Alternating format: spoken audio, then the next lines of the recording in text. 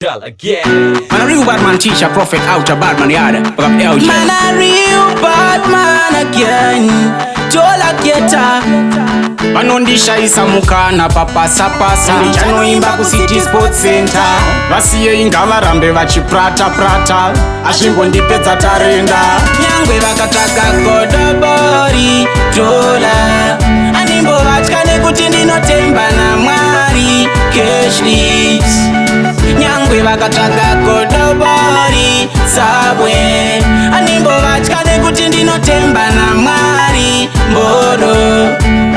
Vanofara ndapinda boma ndichirwara ndiri pakoma avananya neni ndavatuma vane pfungwa shoma apa ndowana mukoma avafare pandinonzi ndakona kuti Mwari vanoona ndivacheuke chero sadza ndambona rimwe zuva ndichazvigona ndasaplaya ngoma satona nyangwe vakataka godobori Jola animbovatya nekuti ndinotemba na Mwari Cash lips.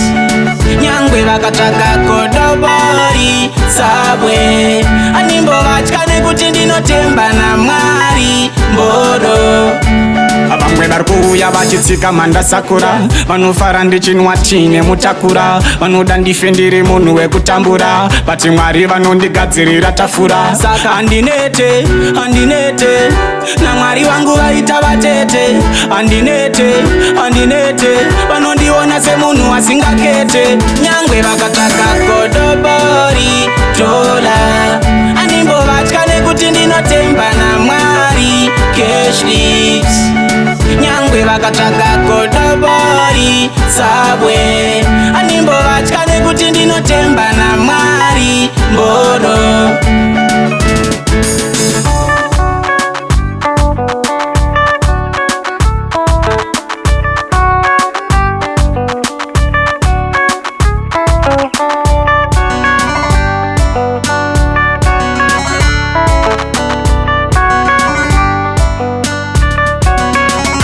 Vakataka godobori Jola animbovatya nekuti ndinotemba na Mwari Cash lips.